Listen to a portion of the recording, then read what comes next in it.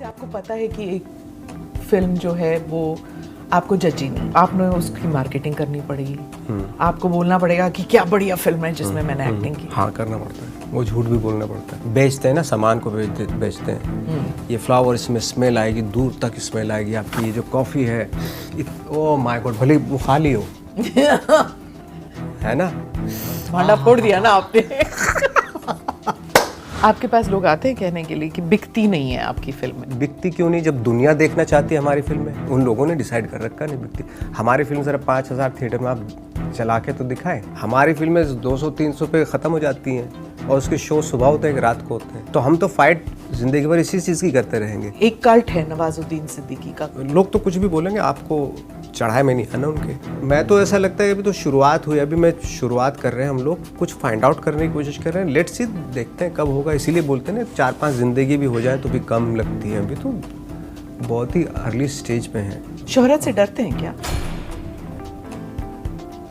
कभी कभी ऐसा काम किया माँ बाप को खुश करने के लिए? किक एक फिल्म की थी मैंने, जब पिक्चर देखी उनके, उसके बाद पूछा हमने कौन सा सीन सबसे अच्छा लगा आपको, तो बोली जब तुम बहुत सारे नोटों पे बैठा हुआ था ना, ऐसे कर रहा था, वो सीन। मेरी माँ को वो सीन बताओ, अजीब अजीब माँ है मेरी, वो सीन अच्छा लगा। My guest today is Nawazuddin Siddiqui. He really needs no introduction. Amazing actor, considered one of the icons of our times. Nawazuddin Siddiqui has won dozens of awards for a variety of roles that he's played. Some of the notable ones include major films like Black Friday, New York, Peepli Live, Kahani, Gangs of Wasseypur, 1 and 2. And then who can forget Sacred Games? Some of his dialogues in the series are memorable. The memes are legendary. So before we started the shoot, आपने कहा कि आप you are going to do a music video. तो I can't believe it कि आप singing करेंगे, आप dancing करेंगे, and that is one role I want to see you in. Intense roles तो देख लिए आपके सारे। हाँ, इसमें तो सिंपल सा है, हल्का फुल्का डांस होगा, बाकी एटीट्यूड के ऊपर है। हाँ, पूरा डांस। और हरियाणवी सॉन्ग में पहली बार कर रहा हूँ। जानी कर रहे हैं, उसके प्रोड्यूसर जो है जानी। हाँ, I am really looking forward to that. आपके NSD की जिंदगी, आपके स्ट्रगल्स के बारे में we heard you speak about it a lot. What I want to know is at this stage in your life, जब आपने you've achieved so much as far as acting is concerned, what is it that inspires you to go forward more? मतलब एक मुकाम आता है कि आपने ये सब कर लिया, अब आपको गाड़ी भी आ गई, बंगला भी आ गया, शोहरत भी आ गई, एक kind of professional satisfaction I would think एक मुकाम पे आ गए आप। अब आपको क्या ड्राइव करता है? मैं सच बताऊं तो मैंने इन सब चीज़ों के लिए की नहीं थी एक्टिंग, कि गाड़ी आ जाए, बंगलो आ जाए और आप स्टार बन जाएं। ये सब मेरे दिमाग में था ही नहीं जब मैं आया था यहाँ पे। मैं सिर्फ आया था, इसलिए आया था ताकि मैं कुछ अच्छी आर्टिस्टिक फिल्में कर सकूं, आर्टिस्ट बन जाऊं, एक्टर बनूं। इसके लिए आया था। मेरे दिमाग में, सच बता रहा हूं, आपको यकीन नहीं आएगा कि मैं इन सब चीज़ों के लिए आया ही नहीं था। और ये अचीवमेंट नहीं होता, घर, गाड़ी, बंगलो, ये वो सब, ये कोई अचीवमेंट नहीं होता। बिल्कुल मैं नहीं मानता, बहुत सारे लोग मानते होंगे, बट मैं इन सब, क्योंकि अगर ये अचीवमेंट होता है तो मैं घर बैठ के भी कर लेता, शुगर फैक्ट्री खोल के। तो मेरा है ऑफकोर्स, जैसे जैसे मैं बड़ा होता जा रहा हूँ, एज होती जा रही है, तो ऐसे से लगता है कि यार अभी कुछ भी नहीं किया। क्योंकि क्रिएटिव सेटिस्फेक्शन जो है वो कभी भी ख़त्म नहीं होता इंसान का, हमेशा कुछ बहुत सारी चीज़ें रह जाती हैं। तो कभी कभी लगता है कि शायद एक ज़िंदगी भी कम है। मुझे अब लगता है कि यार 2-3 ज़िंदगी के साल, कम से कम 120 या 30 साल या 40 साल, 140 साल मिलने चाहिए थे मुझे, ताकि शायद थोड़ा सेटिस्फाइड हो जाता। क्योंकि अब लगता है कि अब ज़्यादा समझदार हुआ हूँ। यही है कि हो सकता है अगर मैं बहुत ज़्यादा जी लिया तो शायद लगे कि अब तब समझदार हुआ होगा, अभी तक तो बेवकूफ़ी में करता गया मैं काम। तो ये कभी सेटिस्फेक्शन मुझे नहीं मिलता कि क्रिएटिव आर्टिस्ट को कभी इस तरह का सेटिस्फेक्शन मिलता होगा या नहीं, आई डोंट नो। तो एक किस्म से नर्वसनेस या फिर डिससैटिस्फैक्शन जो है, उसी से लर्निंग एक्सपीरियंस आता है। Absolutely, of course. अब मुझे लगता है कि मुझे वो फिल्में करनी चाहिए जो मैं चाहता था। अभी तक तो मैंने लोगों की फिल्में की, जी आपने स्क्रिप्ट दी और मैंने कर ली, उसमें मेरा थॉट नहीं था। हम लोग खींच के लाते थे अपने थॉट को। आपके जो गिवन टास्क है आपका, जो आपने स्क्रिप्ट मुझे दी, उसमें हम अपना क्रिएटिविटी को हाँ हम भी इंक्लूड करते थे थोड़ा बहुत जो भी होता था। बट होल सोल जो मेरा थॉट है फिल्म मेकिंग को लेके, सिनेमा को लेके, मुझे लगता है कि डीप फिल्में होंगी और ज़्यादा कैरेक्टर्स ड्रिवन फिल्में होंगी। I want to explore the brain of a story driven नहीं person, होगा। हाँ। स्टोरी ड्रिवन होगा। स्टोरी नहीं, मेरा मैं सच बताऊं, मुझे स्टोरी से इतना ज़्यादा कोई लगाव नहीं होता। मुझे होता है कि एक आदमी के दिमाग को खोलना, वो क्या चलता है उसके दिमाग में, क्यों चलता है, उसकी जो एब्सर्डिटी है उसकी स्टोरी बन ही नहीं सकती, उसको मैं एक्सप्लोर करना चाहता हूँ। तो आप समझते हैं दैट अभी तक आपने जो इतनी सारी किताबें पढ़ी हैं, I know that you are an avid reader, तो जब यू फील कि किसी ने ह्यूमन माइंड को इतना नहीं किया, बहुत सारी फिल्मों में होता है। हमारी फिल्मों में फ्रैंकली स्पीकिंग हमारी फिल्मों में बहुत कम होता है। हमारी स्टोरी ड्रिवन होती है फिल्में कि रेक्स टू रिचेज है, और ये एक गरीब था एक अमीर हो गया, एक रईस हो गया, या इसने बहुत सारे लोगों को मार दिया। बहुत सुपरफिशियल लेवल पे बनती हैं फिल्में। आई एम सॉरी बट मुझे लेकिन जब अच्छा सिनेमा जो हमारे यहाँ का, जो जिस पे हम आप ध्यान भी नहीं देते, वो थोड़ा डीप है, वो ज़्यादा फॉरवर्ड सिनेमा है, और वही सिनेमा बाहर मुल्कों में हमारी पहचान दिलाता है। फॉर एग्जांपल अभी कान फिल्म फेस्टिवल में पायल कपाड़िया और शेमलेस एक दूसरी फिल्म थी, है ना, ये फिल्म वर्ल्ड के प्लेटफॉर्म पे अपनी कंट्री का नाम किया इन फिल्मों ने, है ना। स्मॉल होती है, स्मॉल लेकिन डीप होती हैं वो फिल्में। हाँ। लेकिन इसके अलावा मेरे ख्याल से इस तरह की जो फिल्में होती हैं, छोटी फिल्में, डीप फिल्में होती हैं, जो फेस्टिवल वर्ल्ड में नाम रोशन करती है, हमारे यहाँ उन फिल्मों को ज़्यादा तरजीह नहीं दी जाती है। हमारे यहाँ तो बहुत बड़ी बड़ी, अब देखिए RRR का बजट वगैरह, मतलब स्पेशल इफेक्ट्स, ये वो, आप उन फिल्मों का हिस्सा नहीं बनना चाहते कभी? नहीं, मैं तो बड़ी बजट की फिल्मों का भी हिस्सा बनूँ, ऐसे नहीं, मेरी कोई दुश्मनी थोड़ा ही है उन फिल्मों से। वो भी एक तरीके का सिनेमा है, एंजॉय करो, हा हू करो, घर पे आ जाओ, भूल जाओ। अब मुझे बताइए, जो रिसेंटली जो फिल्में हिट हुई हैं, आप एक सीन का जिक्र करते हो क्या उन फिल्मों का? लेकिन मैच बॉक्स हो जाए, घर पे डिस्कशन होता है उन फिल्मों का कि क्या परफॉर्मेंस थी। बताइए, आप ही बताइए मुझे, मैं तो आपसे पूछना चाहता हूँ, आप उन फिल्मों के सीन्स के डिस्कशन होते हैं क्या? अभी हमने इंटरव्यू किया था अनुज जी का, और वो उत्सव के बारे में बात कर रहे थे। वो कुछ ऐसी फिल्मों के बारे में बात कर रहे थे जो 30-40 वर्ष पुरानी फिल्में हैं और वो याद रहती हैं। जैसे आपकी जो फिल्म्स थी, इतनी सारी फिल्में हैं जो some scene stay with you. Lunch box जैसे मैं कह रही हूँ, वो लंच बॉक्स हो जाए या फिर any other film that you were talking, that you have acted in, scenes याद रहती हैं, फॉरगेट अबाउट द स्टोरी, वो याद रहती हैं, जैसे आप कह रहे हैं। बिल्कुल भी, हाँ, वो जिस सिनेमा की आप बात कर रहे हैं, बड़ा सिनेमा, वो ऑफ कोर्स देखने में अच्छा लगता है, मुझे भी अच्छा लगता है। स्टार्स, सुपर स्टार्स को देखना मुझे भी अच्छा लगता है। मुझे भी मज़ा आता है, जो फ्लाइट में बैठ के गोलियां चलाता है, बचा लेता है, वो पूरी दुनिया को बचा लेता है, मुझे भी अच्छा लगता है वो, कि काश कोई ऐसा इंसान रियल लाइफ में भी हो। बट अनफॉर्चुनेटली नहीं होते इस तरह के इंसान रियल लाइफ में, तो बड़ा वो दिल को कचोटती हैं चीज़ें। तो जब how has your relationship changed with films? जैसे कि अगर आप सोचते हैं कि 15 साल पहले जिस तरह की फिल्में मैंने की थी और आज जो मैं कर रहा हूँ, डू यू फील सेंस कि मैं अगर उस वक्त में मैंने जिस तरह उस कलाकार को, उस किरदार को निभाया था, मैं आज अलग से करता? Of course, by the time जो है, जब आप एक्सपीरियंस होता है आपको, अभी 15 साल पहले जो मेरी सोच थी वो अब नहीं है। और मुझे लगता है 15 साल पहले या 10 साल पहले जो मैंने फिल्में की थी, अगर अब करता तो शायद और बेटर करता मैं। आप अपनी पुरानी फिल्में देखते हैं? नहीं, ऐसे सच मुझे अपने फिल्मों में शौक नहीं है, मुझे बिल्कुल भी पुरानी फिल्में देखने का। हाँ। कौन सी फिल्में देखते हैं आप? लर्निंग एक्सपीरियंस के लिए क्या देखते हैं आप? लर्निंग एक्सपीरियंस, एंटरटेनमेंट के लिए क्या देखते हैं? मैं सच बताऊं आपको, दुनिया में बहुत अच्छा सिनेमा है। मैं अगर उस सिनेमा को रोज भी देखूं तो भी ख़त्म नहीं होगा वो सिनेमा। इतना अच्छा सिनेमा बन रहा है दुनिया में, है ना। तो मैं बजाय वो कंप्लीट करने के, मैं बकवास फिल्में क्यों देखूं? हर आदमी प्रोग्रेस करना चाहता है अपनी लाइफ में, मैं भी प्रोग्रेस करना चाहता हूँ। मैं भी चाहता हूँ कि मेरे दिमाग में ऐसा कंटेंट घुसे जिससे मैं इम्प्रूव करूँ अपनी आर्ट में, और उसके लिए सिनेमा है। इतना खूबसूरत सिनेमा है कि अगर मैं पूरी ज़िंदगी भी देखता हूँ तो भी ख़त्म नहीं होगा, तो मैं उसमें टाइम लगाऊंगा ना। एटलीस्ट अपने जीते जी मैं दुनिया के सारा अच्छा सिनेमा देख पाऊँ, काश। तो आप स्टूडेंट्स को या फिर फिल्म बफ्स को क्या कहेंगे? किस रीजन का फिल्म देखे? मलयालम फिल्म देखे, तमिल फिल्म देखे, फ्रेंच फिल्म देखे, चेक फिल्म्स देखे, क्या देखें? ऑफ कोर्स डिपेंड करता है उनके ऊपर। अगर वो एक्टर बनना चाहते हैं तो आर्टिस्टिक फिल्में देखें, अगर स्टार बनना चाहते हो तो बहुत सारा है यहाँ पे, वो देखें। आप क्या बनना चाहते थे? मैं तो एक्टर बनना चाहता था। और कहाँ पर आपको लगा कि हाँ, I am doing good films, I am doing something जो मैं चाहता हूँ करने के लिए? कुछ सिनेमा था, कुछ फिल्में थी जिनको मैं लगता था कि हाँ ये सिनेमा मेरे दिल के करीब है, बट अनफॉर्चुनेटली वो सिनेमा लोगों ने नहीं देखा ज़्यादा।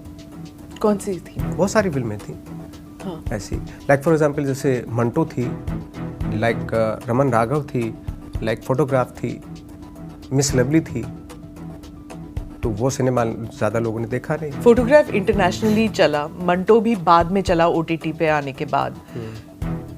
People revisit. हाँ, revisit absolutely. You know they go back हाँ। देखने के लिए। हाँ। फोटोग्राफ जब निकली मैंने भी नहीं देखी, हाँ। पर मैं फिर वापस गई देखने के हाँ। लिए। मंटो भी मैंने बाद में देखा, अच्छा। After I heard about it, क्योंकि प्री पब्लिसिटी उस वक्त होता नहीं था। मंटो जब आपने किया तो did you feel it was very raw? आपको सच्चाई थी उस परफॉर्मेंस में, उस स्क्रिप्ट में बहुत सच्चाई थी। हमने उसको फिल्म की तरह नहीं बनाया कि एक आदमी की सच्चाई की, ऑनेस्टी के ऊपर कहानी थी वो क्या फील करता था लिखते हुए, कितना करेज था उस आदमी के अंदर सच्चाई को लिखने का उस वक्त पे, जो शायद आज नहीं है ना, लेकिन उस वक्त पे करेज था, बहुत लोगों में करेज था, सच्चाई के साथ लिखते थे। क्या ऐसी फिल्में जब आप करते हैं जैसे मंटो किया आपने, does it impact you as a person? Of course करता है ऐसा।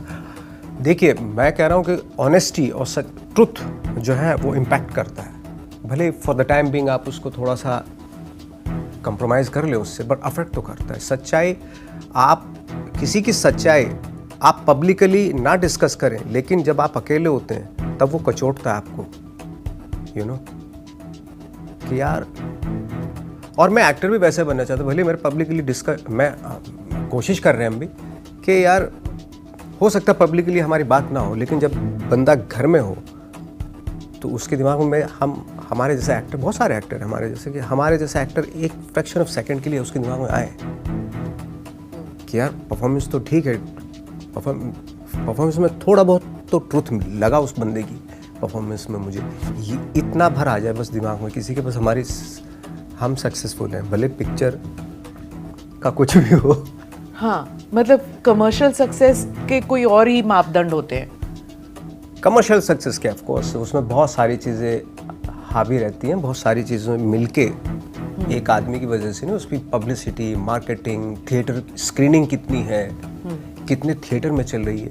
अब देखिए, मेरी फिल्म, आप रहती हैं जनकपुरी और मेरी फिल्म कहीं चाणक्यपुरी में लगी हुई है, या आप रहती हैं ओल्ड दिल्ली में और मेरी फिल्म चाणक्यपुरी में लगी हुई है, आप थोड़ा ना देखने जाएंगे, मैं भी खुद न देखने जाऊँ। मेरी फिल्म जब चारों तरफ लगेगी तब आप देखने जाएंगे कि मेरे घर के पास लगी हुई है नवाज की फिल्म, चलो चलते हैं देखने। हमें आज तक उतनी स्क्रीनिंग मिली ही नहीं।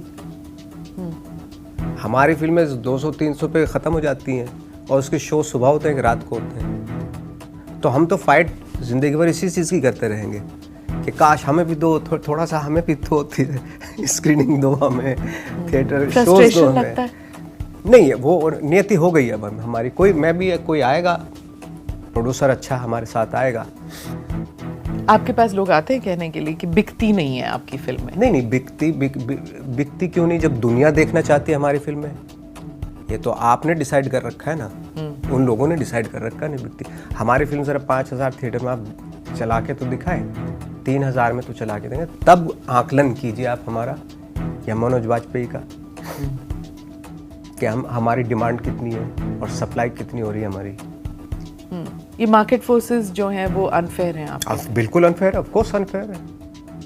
जिन लोगों को, देखिए, दो तरह के एक्टर होते हैं, इंडस्ट्री का एक्टर होता है, एक पब्लिक का एक्टर होता है। पब्लिक का एक्टर की फिल्म पब्लिक तक नहीं पहुंच पा रही है। जो इंडस्ट्री के एक्टर हैं जिनको नहीं देखना चाहते, लेकिन उनकी 5000 थिएटर में रिलीज होती हैं फिल्में। और हमारे यहाँ देखने की कल्चर है, हमें देखना, हम जाते हैं हर हफ्ते सैटरडे संडे को। अब जिसकी फिल्म लगेगी तो उसमें घुस जाएंगे हम। वो मल्टीप्लेक्स अगर है तो फिर 4 फिल्में चल रही हैं, तो ऑब्वियसली वो फैंटेसी वाली फिल्में ज़्यादा चलती हैं ना। फिर 4 फिल्में तो नहीं, जब एक बड़ी फिल्म रिलीज होती है उसके आसपास एक आधी कोई छोटी उठी होती है, नहीं तो एक ही फिल्म पूरा थिएटर खा जाती है। जैसे हड्डी, जिसमें आपने किया, रेवोल्यूशनरी कॉन्सेप्ट है। अब आप वहां पर अगर आप एक तरफ RRR चल रहा है, एक तरफ हड्डी चल रही है, और आप 4 अपने 2 बच्चे और अपनी बीवी के साथ आप थिएटर में जाते हैं और 4 लगी हुई है, तो आप किसको चूज करेंगे? क्योंकि पैसे भी लोग बच्चों के साथ जाओगे तो आप RRR टाइप की फिल्में देखोगे, उसमें विजुअल एक्सपीरियंस है, दिमाग पे ज्यादा जोर नहीं लगाना पड़ेगा आपको।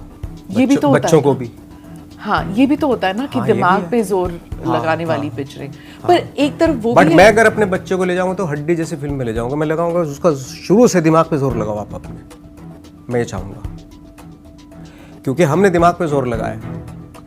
मैं जब दिल्ली में थिएटर करता था NSD में, तो मेरे सीनियर मुझे बोलते थे कथक का शो है, भीमसेन जोशी का शो है, या सरोद का शो है, जो उस्ताद अमजद अली खान का शो है, पंडित रविशंकर का शो, उनको देख के आओ। जब हम देखने गए तो यार मुझे गुस्सा आता था, मेरे सीनियर ने मुझे कहाँ भेज दिया, एक ही राग अला पे जा रहे हैं बहुत देर तक, हैं ये क्या है?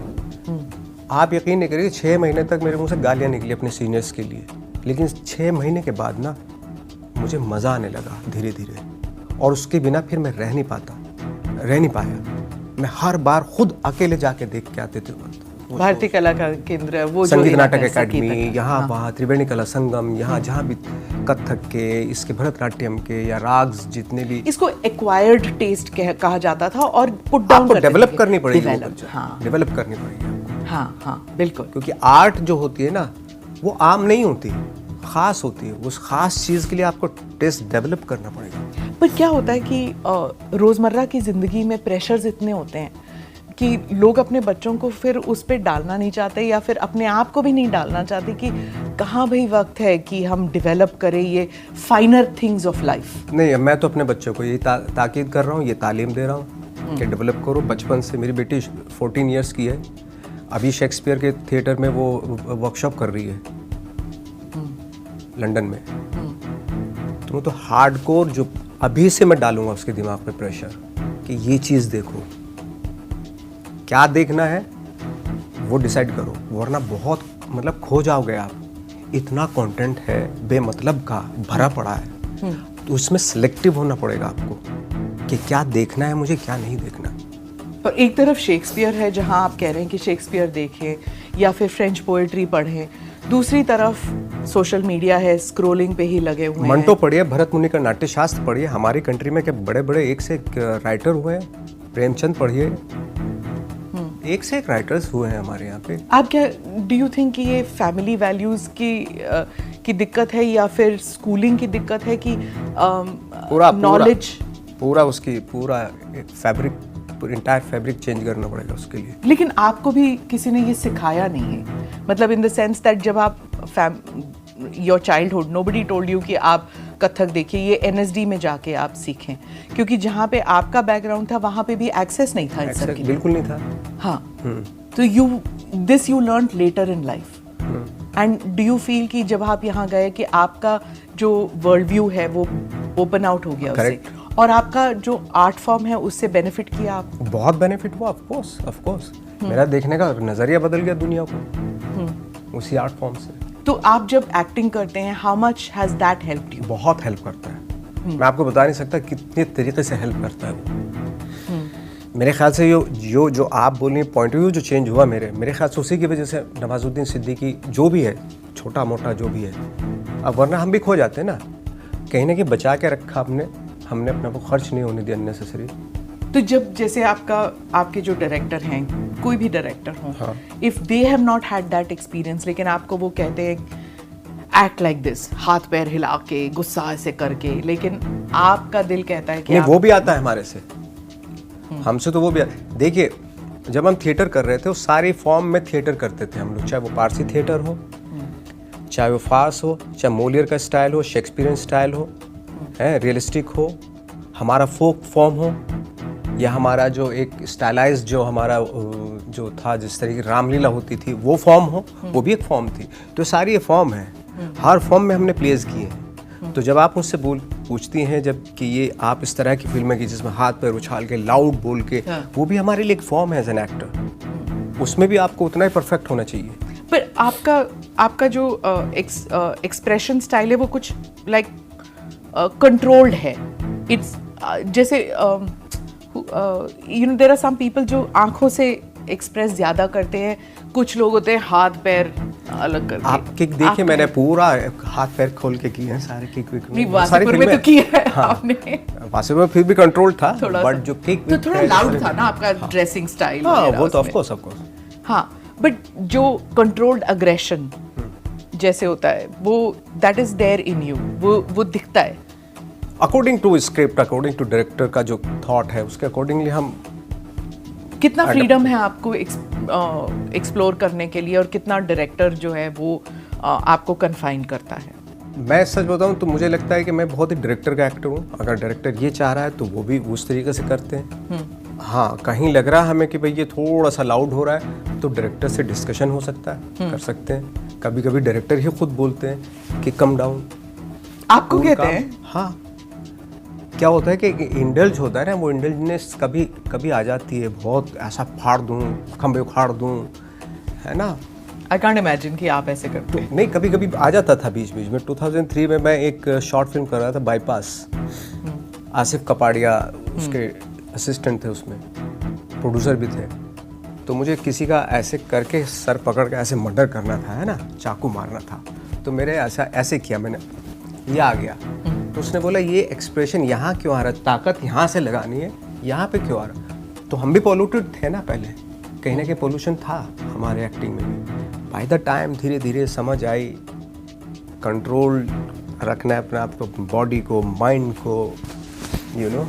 हाँ, वो भारत में उसमें भी है ना, नाट्य शास्त्र में जो एक नाट्य होता है, एक नृत्य होता है. हाँ. जो दैट फाइन थिंग, आप उसी एक्सप्रेशन को आप अगर नाट्य के रूप में करेंगे तो कुछ और ही होगा, थोड़ा एग्जैजरेटेड हो जाता है. यू नो, अभिनय का अलग अलग लेवल्स होते हैं व्हेन यू एक्सप्रेस. तो आप में, इरफान में वो है that quality, you know, where eyes के जरिए, आंखों के जरिए, कंट्रोल्ड एक्टिंग के जरिए आप Naseeruddin Shah for example, you know, Girish Karnad, मैं I am just randomly taking names, but इन सब की एक्टिंग स्टाइल में एक सिंप्लिसिटी ऑफ एक्सप्रेशन है जो बहुत कुछ कह जाता है. सिंप्लिसिटी लाना स्क्रीन पे बहुत मुश्किल काम होता है. उसके पीछे हार्डवर्क, बहुत हार्डवर्क मांगता है वो. उसके लिए मेथड है कोई? क्या आप, it takes you time to get into that role? See, method acting है भी ऑफ कोर्स वो, बट ये सोच के कि मेथड एक्टिंग में यूज़ करूँगा इसमें, वो सोचना नहीं चाहिए. कैरेक्टर्स की डिमांड क्या है वो उस पर रहना चाहिए. ये कैरेक्टर किस फॉर्म में है. अगर जैसे फॉर एग्जांपल, जैसे ऑफ कोर्स कमर्शियल फिल्म है तो आपको उसमें ठीक है थोड़ा सा एक नॉच ऊपर ही करना पड़ेगा उसको, डेफिनेटली. पर इतने सारे जैसे बिग बजट फिल्म्स वगैरह में जब एक्टिंग होती है, जब आप होते हैं वहाँ पे, इतने सारे स्टार्स भी होते हैं, कुछ एक्टर्स भी होते हैं. I may be it's unfair to put them in separate compartments, लेकिन अगर ऐसे होते हैं तो what do you shut yourself in a cabin कि मैं अलग रहूँ, मैं करप्ट ना हो जाऊँ स्टाइल से? कैसे आप अपने आप को डू यू कीप अवे? देखिए, एक फॉर्म होती है. जैसे फॉर एग्जांपल, जैसे आप कमर्शियल फिल्मों का बात कर रहे हैं, एक उसमें भी एक फॉर्म होता है. सारे उसी देखिए उसी फॉर्म में, वो एक फॉर्म है वो भी मेरे लिए. तो यू नो, जो कमर्शियल आप फिल्म की बात करें तो उसी फॉर्म में, अगर क्योंकि वो चाहते ही हैं कि आप जो सारे एक्टर के उसमें सिंक हो, बट तो आपको उस फॉर्म में आना पड़ेगा, अडेप्ट करना पड़ेगा फॉर्म. यू नो, ये नहीं कि मैं किक कर रहा हूँ और मैं बहुत ही ऑनेस्टी के साथ और बहुत ही रियलिस्टिकली होके कर रहा हूँ. नहीं, वो एग्जैजरेट करना पड़ेगा थोड़ा सा आप, क्योंकि वो थिएटर का मसाला है वहाँ पे. थिएटर के जो लोग उन फिल्मों को देखने आए हैं उनका किस लेवल पे है, उस लेवल पे आके परफॉर्म करना पड़ेगा आपको. बट कॉमेडी में भी ऐसे करना पड़ता है, कॉमिक टाइमिंग में, कॉमिक एग्जैजरेशन में, फार्स में. वो आप, डज इट कम इजीली? क्या इजीली क्यों नहीं आता? मैंने मॉलियर के 8-9 प्ले किए हैं. हाँ, पूरा फार्स ये वो सब करके पूरा ऐसे सब किया है वो. हाँ. राजपाल में ये हम सब लोग करते थे, मॉलियर के प्लेस किए हैं हम लोगों ने, तो उसमें फार्स ऑलरेडी ये सब है, कर चुके हैं. हाँ. वो इजी पड़ता है फिल्मों में हमें. थिएटर में आपने जो काम किया, उसके बाद जब फिल्मों में आप काम कर रहे थे, what was the shocking aspect Bombay film industry में? कोई ऐसी चीज़ जो आपको लगा कि life didn't prepare me for this? See मैंने जब कमर्शियल फिल्म में काम किया तो मुझे ज़्यादा फ़र्क नज़र नहीं आया कि उस फॉर्म में हम थिएटर कर चुके थे। हाँ, जब ये आर्टिस्टिक फिल्में आई उसमें थोड़ा सा झटका लगा हमें, क्योंकि बहुत सारे ब्रिलियंट डायरेक्टर थे जिन्होंने हमें रोका कि नहीं, सिर्फ आइज में भी एक्सप्रेशन मत लाओ, सिर्फ माइंड में रहना चाहिए चीज़ें। फिर वो कैसे दिखेगा? दिखेगा, क्यों नहीं दिखता, सब दिखता है। कहते हैं ना, acting is a new art. आपकी आंखों में बनाने की जरूरत नहीं, सब कुछ दिख जाता है। आप क्या सोच रही हैं आपकी आंखों में दिख जाएगा वो। कितना सच बोल रही, कितना झूठ बोल रही, सब पता चल जाता है। या मेरे को डर लगने लग गया आपके सामने that you're reading my mind। मतलब स्क्रीन ना, इतना बड़ा स्क्रीन 70 mm, यू नो, सब पता चल जाता है उसमें कि आदमी सच बोल रहा है कि झूठ बोल रहा है। आपको हेजिटेशन नहीं होती है उस वक्त? किस वक्त? जो आप कह रहे हैं दैट बिल्कुल न्यूडिटी है कि लोग समझ रहे हैं व्हाट आई एम थिंकिंग, थोड़ा सा don't you feel a little scared? नहीं, यू वांट दैट? मैं तो चाहता हूँ काश पूरा उसका स्किन में चले जाए कैरेक्टर की, बिल्कुल ऑनेस्ट हो जाए। एक यही तो जगह मिलती है इस दुनिया में जहाँ पे आप ऑनेस्ट हो सकते हैं। रियल लाइफ में ऑनेस्ट होंगे तो जूते पड़ेंगे। क्यों? आपको जूते तो नहीं कभी पड़ते? नहीं, गालियाँ तो पड़ी हैं। आपकी ट्रोलिंग होती है, कंट्रोवर्सी? जवाब भी नहीं ट्रोलिंग का तो। हाँ, बट एक यही तो जगह है जब कैमरा होता है आपके सामने, यही है ना कैमरा। हाँ, जब आपके सामने कैमरा होता है ना, तो मुझे तो लगता है कि अपॉर्चुनिटी है, यू नो, कि नवाज जितना अपने कैरेक्टर का सच बोल सकता है, बोल रही अपॉर्चुनिटी मिल रही है मुझे। इससे बड़ी खूबसूरत बात कुछ नहीं हो सकती, क्योंकि रियल लाइफ में नहीं मिल पाती ना, इसलिए हम भूखे हैं कि काश अपने कैरेक्टर, कोई भी मैं कैरेक्टर कर रहा हूँ, उसका सच उगल दूँ, बस मौका नहीं मिलेगा बात। पर वो एक कैप्सूल ही तो होता है, एक टाइम कैप्सूल है जहाँ पे आप उस किरदार को सच्चाई से निभा लेते हैं, उसके बाद बाहर निकलना पड़ता है। हाँ, फिर झूठ की दुनिया में। बिल्कुल, फिर झूठ की दुनिया में हम भी आ जाते हैं। वो भी निभा देते हैं आप? वो भी निभाते हैं। हाँ, पर वहाँ पर जब क्रिटिसिज्म होती है कि आपकी वो जो सच्चाई वाला जो कैप्सूल है वो चला नहीं, वो उसकी क्रिटिसिज्म हो जाती है, होता है। तो फिर how do you handle that? फिर उसके ऊपर एक झूठ और बोला जाता है। क्या कहते हैं फिर आप? हाँ, झूठ से शर्माते नहीं आप? नहीं, शर्माते हैं, गिल्ट। न्यूज एशिया से मनीष शर्मा की रिपोर्ट।